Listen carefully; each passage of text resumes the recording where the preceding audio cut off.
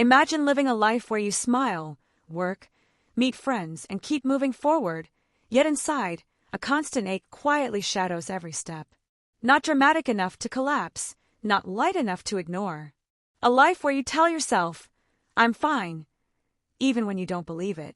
This is the world Baek Sehee exposes with painful honesty in I Want to Die, But I Want to Eat Tteokbokki, a journey through persistent depression, self-doubt, therapy, and the fragile hope of getting better. Today, we're diving deep into every chapter of his powerful book. Baek opens her story with a quote that becomes the foundation of her journey. You cannot experience happiness without acknowledging that sadness and fear are part of being alive. She confesses that although she could laugh, eat, and function, she felt a persistent emptiness underneath. Her depression was not loud. It was subtle, continuous, and confusing. She wrote the book to become a lighthouse for others who feel the same but cannot speak it out loud. This book is her attempt to reach anyone who thinks they are alone. Chapter 1. Slightly Depressed. Baek begins by describing a life lived in quiet emotional turbulence, an emotional state that doesn't fit neatly into recognizable categories of sadness or joy. She wasn't experiencing dramatic breakdowns, nor was she truly fine. Instead, she hovered in an uncomfortable middle ground where every day carried a subtle heaviness. Her depression didn't surface suddenly. It grew from childhood into adolescence, deepening especially in high school. She recalls being sensitive, introverted, and frequently overwhelmed. Even as an adult, after changing nearly every external part of her life, her body, relationships, work, friendships, she still carried a persistent undercurrent of sadness. What makes this chapter powerful is Baek's realization that depression isn't always catastrophic. It can be a faint drizzle that never stops.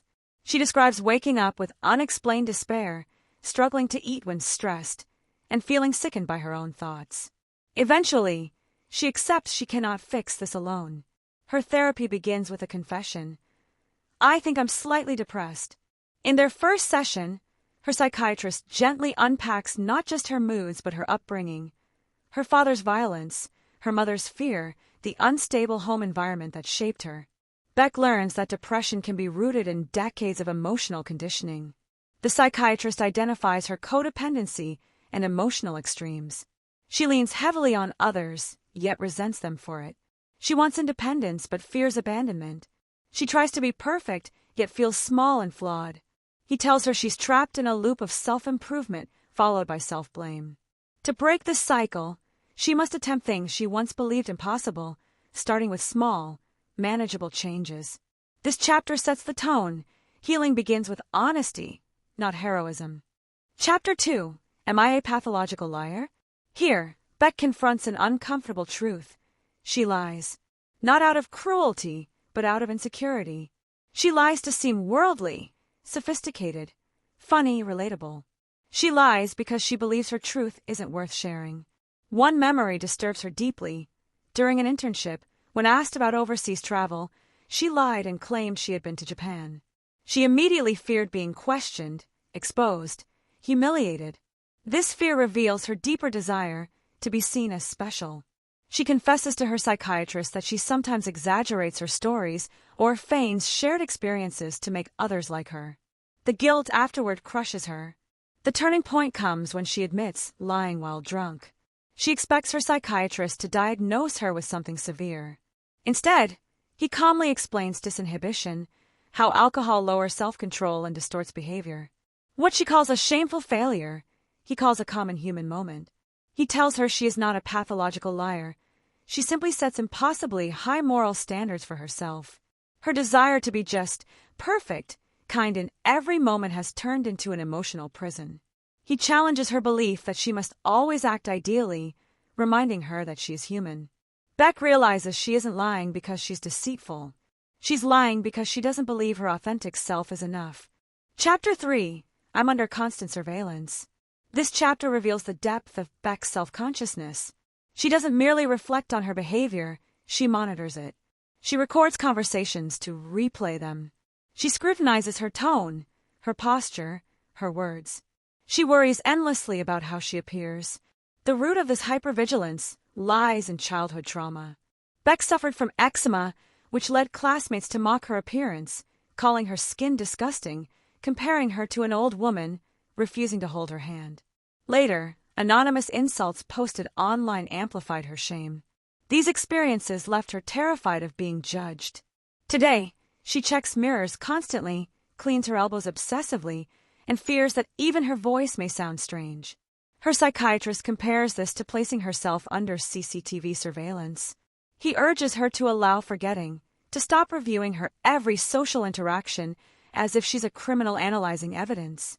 She must separate work from rest, thought from overthinking. Baek realizes her self-consciousness stems not from vanity, but from a lifelong fear of ridicule. Her healing begins with learning to let moments pass without dissecting them. Chapter 4. My desire to become special isn't special at all. Baek's longing to be special, unique, valued, extraordinary, has followed her throughout life. Yet she also believes she is painfully ordinary. This contradiction haunts her relationships. She describes forming a new friendship that feels rare and meaningful. But the joy of connection quickly turns into anxiety. She worries her friend will eventually discover her flaws, lose interest, and leave, just as past friends have. Her psychiatrist reframes her thinking. Wanting to be special is not special at all. Everyone wants recognition and affection. But her fear of losing people before they even leave is what harms her relationships. He warns her about placing people on pedestals. When she idealizes someone, Baek makes herself small and anxious. When she feels chosen by someone she admires, she becomes terrified of disappointing them.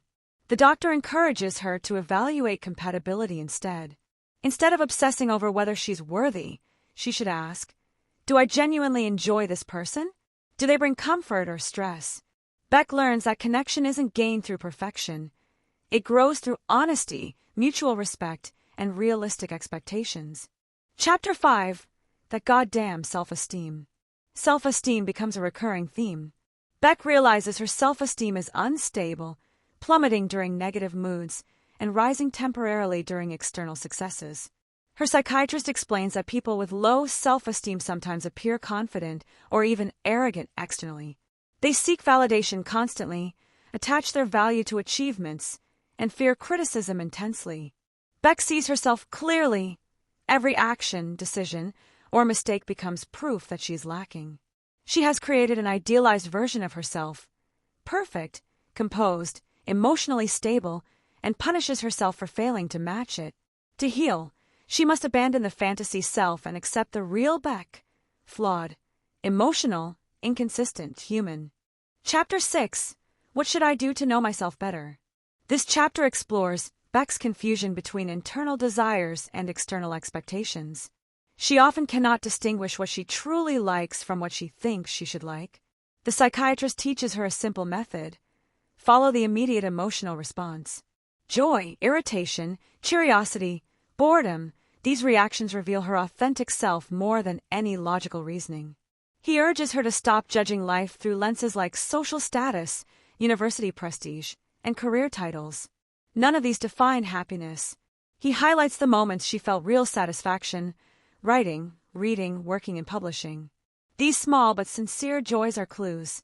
Baek realizes she has been pursuing goals influenced by family expectations, societal norms, and insecurity, rather than her own genuine desires.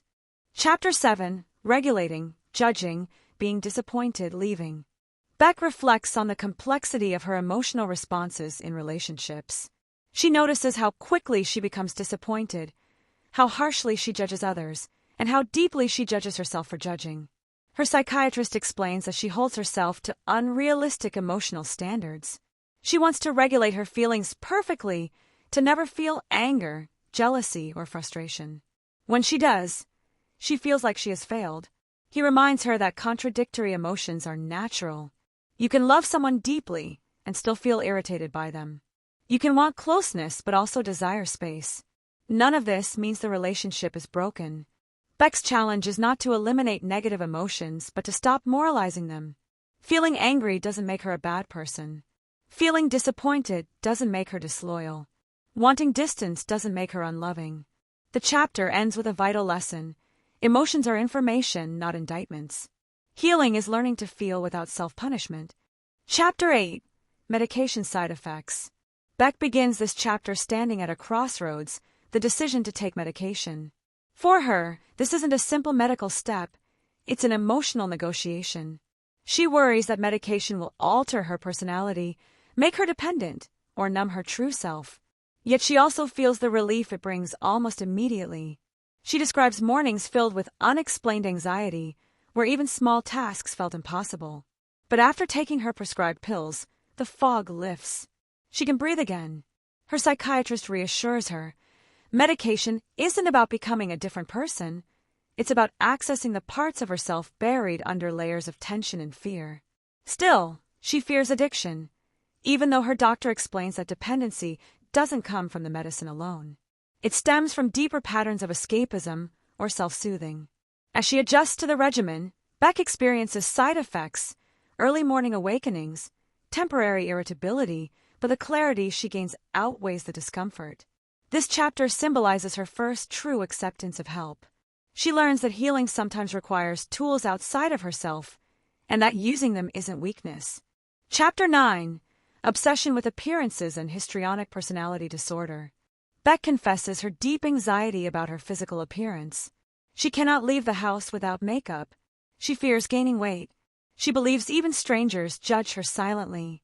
This obsession originates from the childhood bullying embedded into her memory, her eczema, her classmates' cruel comments, the shame etched into her skin.